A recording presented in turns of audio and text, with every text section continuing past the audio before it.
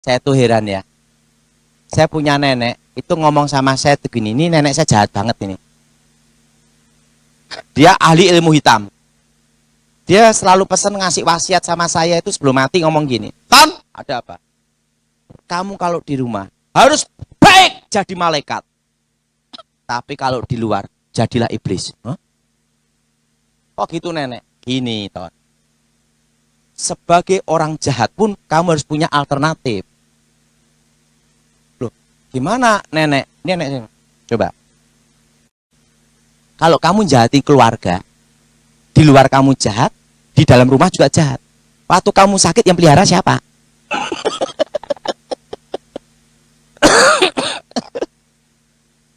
Memang benar. Saya juga, makanya saya lihat nenek saya sendiri. Oh gitu nenek, iya. Coba Ton.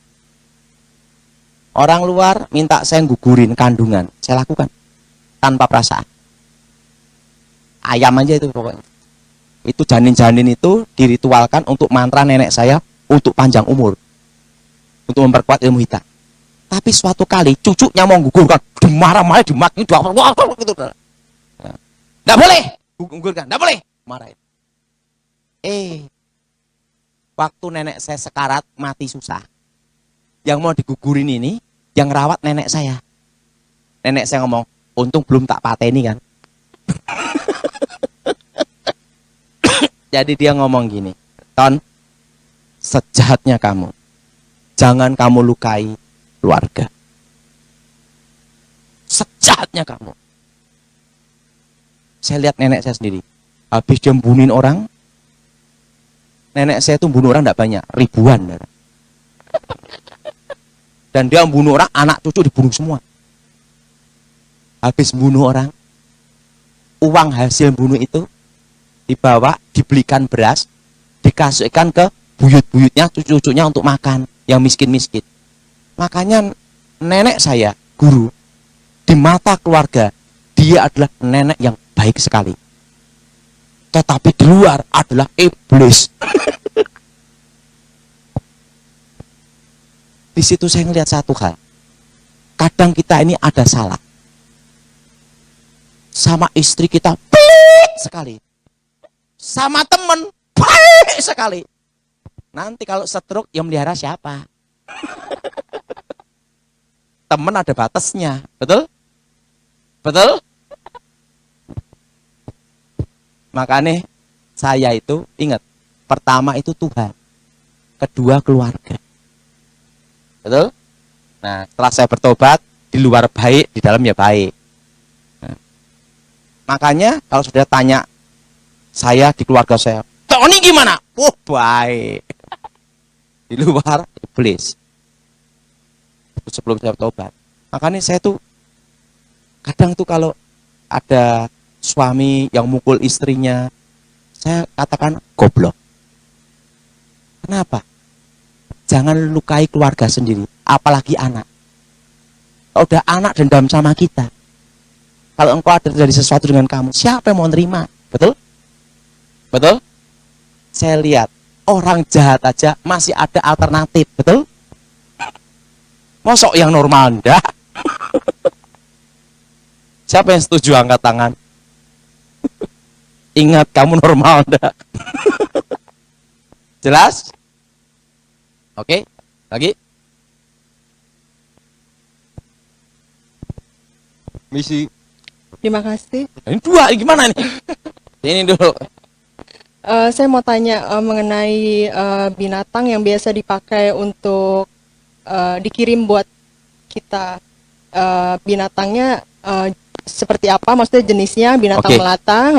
Terus bagaimana kita membedakan apakah itu memang binatang yang dikirim untuk negatif atau memang misalnya ada ular masuk rumah?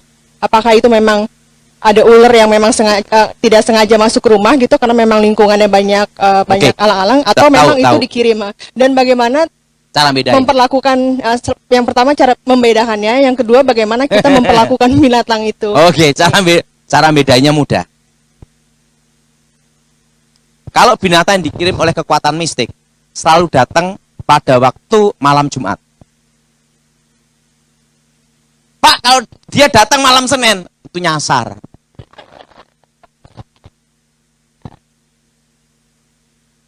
Dan yang kedua, binatang yang selalu dipakai itu adalah ular atau yang ditakuti dia. Kalau dia takutnya kelabang, dia lihat kelabang. Dia takutnya kecoa, dia lihat kecoa. Dia takutnya belatung, dia lihat belatung. Tetapi ingat, kalau itu benda roh yang dikirim, tempat itu bersih, hanya isi itu yang kotor. Dan biasa diletakkan ada di depan pintu rumah atau belakang rumah. Dan itu selalu hari malam Jumat. Atau ada tanda darah. Kalau tanda darah itu biasanya tanda untuk membunuh. Itu tanda darah. Kalau nenek saya dulu sebelum saya bertobat mau bunuh orang itu kasih tanda dulu di pintu depan. Itu tanda apa? Satu keluarga ketumpas. Jadi dia kirim tanda dulu. Nah, ini saya beritahu tentang rahasia penting. Semua ilmu gaib kekuatan mistik itu yang berhubungan dengan santet atau logam itu melihat dari suhu panas. Apa saudara? Nah, misalnya kita tidur. Ini kan ada suhu panas. Tapi di sini ada lampu nyala. Kalau zaman dulu itu teplok, api nyala. Waktu dikirim, itu bisa keliru nyasar kena lampu itu. Kenapa? Suhu panas. Nah, makanya ada suatu ilmu santet, dikirim yang kena burung. Suhu panas. Ilmu mistik itu menggunakan suhu panas dalam tubuh manusia atau binatang. Makanya ilmu itu bisa nyasar. Makanya yang dikirim si A, kena pembantunya. Nah, makanya dulu sebelum saya bertobat itu diajarkan. Diajarkan apa? Kalau saya tidur, samping bagian sana itu ada lampu nyala atau api nyala, suhu panas. Jadi kalau ada lawan yang ngirim saya, dor, kena situ dulu. Langsung saya siap-siap, sikat. Nah, kalau kita sudah bertobat percaya Tuhan, tidak usah pakai lampu atau minyak teplok. Ada Roh Kudus terang menyinari kegel. Nah. Jadi apa? Suhu apa? Suhu panas. Nah, makanya suatu kali ada dikirimin santet yang pecah TV-nya. Karena TV itu menyala. Suhu panas. Karena ilmu mistik itu pakai suhu panas. Makanya dulu sebelum saya bertobat, untuk menangkal ilmu santet, supaya salah sasaran, itu kasih itu. Makanya pelihara ayam, pelihara binatang, di waktu dikirim nyasar ke situ. Tetapi biasanya nyasari sekali, 2 kali toh, 3 kali tepat. Karena biasanya langsung ngerti, oh ini hari kelahiran. Nah, tapi pertama itu banyak gagalnya. Kalau ilmu santet, pertama dikirim, pasti banyak gagalnya. Kedua, 3 baru berhasil. Nah, kecuali ilmu yang tinggi. Nah, sebelum saya bertobat itu langsung. Nah, pengalaman saya, jadi semua mistik itu mengenai tubuh manusia itu lihat dari suhu apa? Suhu panas. Makanya sampai ada yang nyasar ke ikannya mati, mati semua ikannya. Nah, ikan itu kan dingin, tapi kan badannya panas untuk menyeimbang, ya kan? Burung, mati, suhu panas. Nah, repotnya rokok dibuang, nyala. Sana dikirim 4, warning mati. Kenapa? Karena suhu panasnya dari mana? Rokok nyala. Dan lu udah tahu, orang rokok paling mudah disantet.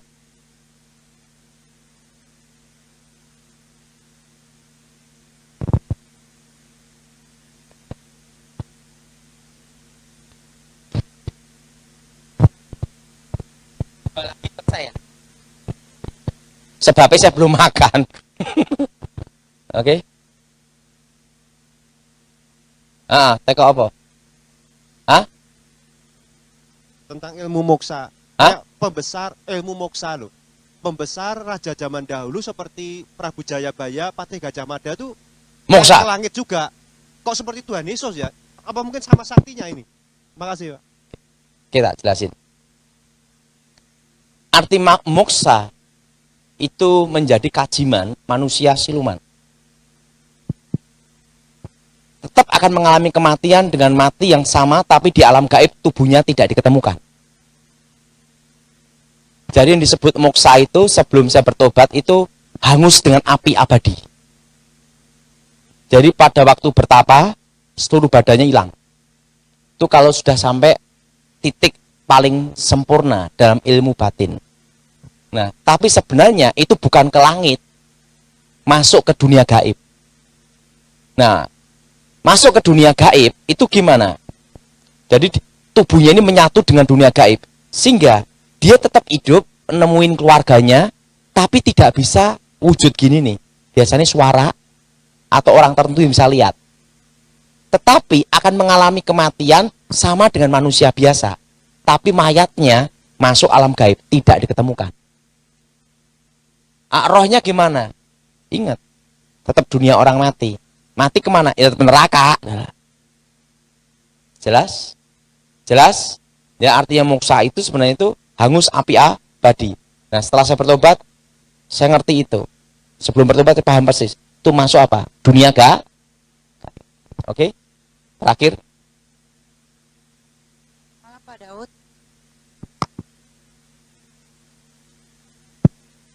Malam Pak, nama saya Teriska. Saya mau nanya nih, kan nenek buyut dan kakek buyut saya itu semuanya ngilmu sebelum meninggal ya. Jadi kakek buyut saya itu macan putih dan nenek buyut saya ular. Sampai mereka itu waktu pas mau meninggal itu karena nenek buyut saya itu nggak mau ngelepasin. Dan susuknya itu di mana-mana, maaf, kayak di payudara, di pantat. Jadi umur 90 sekian. Susah mati itu. Iya, sebelum meninggal itu umur 100. Maaf ya, payudara dan pantatnya itu kayak gadis, nggak ada kerut sama sekali.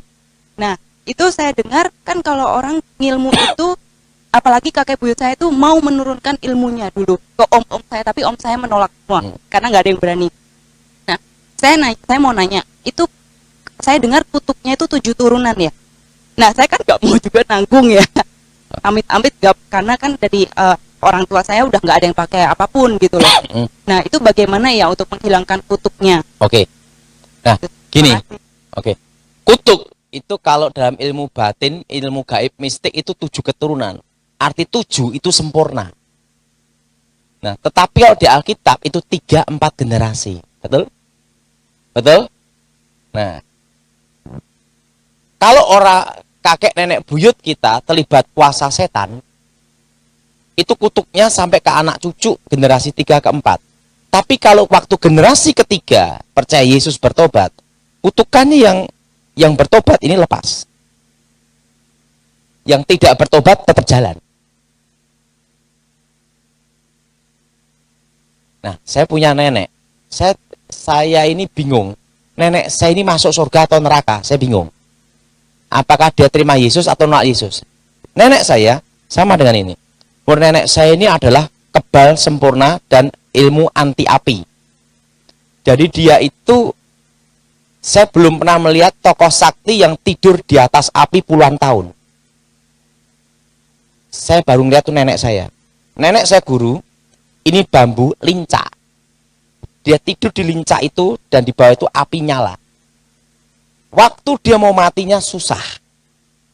Seluruh tubuhnya sudah ada ulet-ulet. Tapi tidak bisa mati. Dia punya ilmu kebal sempurna. Bagian kakinya juga kebal. Kenapa kebal? Karena kakinya pincang satu, bagian kaki kirinya. Nah, dan tubuhnya ini ditusuk kerisnya bengkong. Dimasukkan ke dalam air, dia punya ilmu ngambang di atas air, ngambang. Makanya orang mati susah juga. Orang takut mati juga banyak, orang yang mau mati juga susah, betul nggak? Itu nenek saya tuh mau mati aja susah. Adalah. Nah, sampai dikasih daun kelor, gale kelor, semua ilmu pantangan apapun dilakukan. Kebal api, kebal logam. Udah kebal logam, dia punya ilmu inti api, nyedot kekuatan api. Nah, suatu kali dia ngomong gini, Ton, kenapa ilmu kamu bisa lepas? Padahal kamu udah diwariskan semua ilmu. Saya karena bertobat, percaya Tuhan Yesus. Dia ngomong ini, Ton, aku itu hanya mau mati. Kalau Yesusmu sakti, bisa bunuh aku percaya. Kalau gitu Nanek silakan tantang Yesus saja.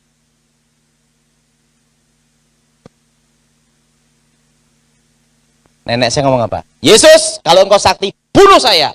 Belum selesai, langsung mati. Dan nenek saya itu punya ilmu poncosono. Tangan diputus, darah nitik tanah, nyatu lagi. Dibunuh, tek, langsung bangkit hidup lagi. Yang layat, bubar, betul? Itu ilmu poncosono dia. Jadi dia susah mati. Begitu letakkan, blek, tek, hidup lagi. Setelah dia tantang Yesus, dia mati. Sampai sekarang tidak bangkit-bangkit, masih di kuburan. Nah, sebelum saya akhiri, semangat hidup itu penting. Jadi kenapa nenek saya bisa mati? Gara-garanya gini. Waktu saya umur 9 tahun, saya ngelihat kakek saya ilmu putih, nenek saya ilmu hitam. Itu dua-duanya jago bela diri. Dan mereka itu bertarung setiap hari. Dan tidak ada yang kalah dan tidak ada yang menang. Misalnya, untung saya tidak gila loh, Dada. Kakek saya ngelatihan, harus gini, harus gini, harus gini. Nenek saya ngomong, enggak bisa, harus gini, gini. Ribut, bertarung, Dada. Bertarung. Bertahun-tahun bertarung terus. Setelah kakek saya meninggal, dia tidak ada teman bertarung. Di situ semangat hidupnya hilang. Dia ngelatih saya itu seperti tidak ada semangat hidup. Dia ngomong gini, waktu kakekmu hidup, aku ingin kalahkan dia terus. Setelah dia mati, kenapa dia tidak hidup lagi? Loh, udah. Begitu semangatnya hidupnya itu hilang. Langsung dia jatuh sakit. Badan langsung kena ulet-ulet semua. Nah, di situ saya baru ngerti semangat itu penting. Apa saudara? Sangat penting. Wah, dulu kalau diajar sama kakek nenek saya, aduh, untung saya tidak mati. Bayangin, satu ngajar ini, satu ngajar ini, kan beda. Karena apa? Nenek saya itu kan tendangannya hebat. Kakek saya kunciannya, pukulannya hebat. Dua-duanya bertarung terus setiap hari. Saya tidak pernah melihat pertarungan seperti itu. Pong, pong, pong, pong. Terus saya ngeliat ini. Nah, setelah itu kecapek sendiri, baru mereka latihan. Dan latihannya apa? Terus. Makanya ilmu dua-duanya serap saya semua. Dan waktu itu dia ngomong sama saya. Setelah kakek saya meninggal, untuk apa aku hidup? Maka dia minta mati. Jadi saudara, hargailah keluarga saudara. Karena itulah yang membuat kita semangat untuk menuju masa depan. Betul? Betul? Dan kita harus percaya Tuhan. Dan yang kedua, hargai keluarga kita selama masih ada. Betul? Betul? Nah, mari kita bangkit berdiri saat ini.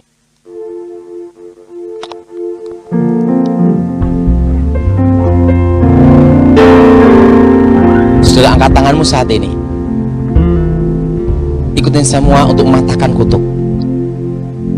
Dalam nama Tuhan Yesus, segala ikatan kutuk roh jahat,